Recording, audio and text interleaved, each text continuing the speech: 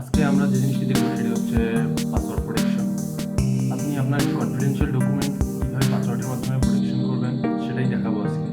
সবচেয়ে সহজ উপায় এটাই দেখাবো, অনেক উপায়ই করা যায়, সবগুলো উপায়ই আমি ধাপে ধাপে দেখাবো। তাহলে চলুন দেখে নেন। প্রথমে একটা ফোল্ডার করে নিচ্ছি আমি, এবং এই ফোল্ডারে আমার দুটি ফটো যোগ করলাম।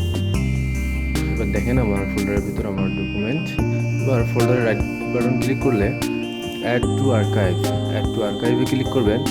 এখানে দেখেন সেট পাসওয়ার্ড অপশনে গিয়ে আপনি আপনার পাসওয়ার্ডটি ইচ্ছে মতো সেট করবেন,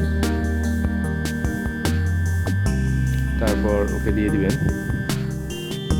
এখন এখানে যে অপশনটি দেখতে পাচ্ছেন ডিলিট ফাইল আফটার আর্কাইভিং, এইটা যদি আপনি টিকমার্ক করেন, টিকমার্ক করলে যেটি হবে সেটি হচ্ছে আপনার মূল ফাইলটি ডিলিট হয়ে যাবে, আপনার শুধু পাসওয়ার্ড প্রোটেক্টেড ফাইলটি থেকে যাবে।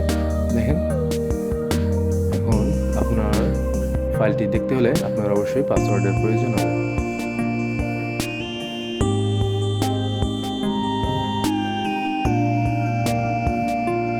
আবার যদি আপনি আপনার এই পাসওয়ার্ড প্রোটেক্টেড ফাইলটি পূর্বের অবস্থায় ফেরত আনতে চান, রাইট বাটন ক্লিক করে এক্সট্রাক্ট ফাইল অপশনে আপনি ক্লিক করবেন,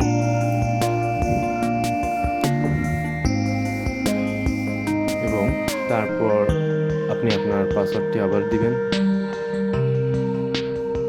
ওকে করবেন।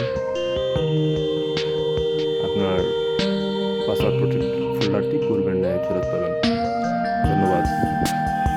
ভালো লাগলে সাবস্ক্রাইব করবেন পরবর্তী ভিডিও দেখার জন্য, এবং শেয়ার করবেন।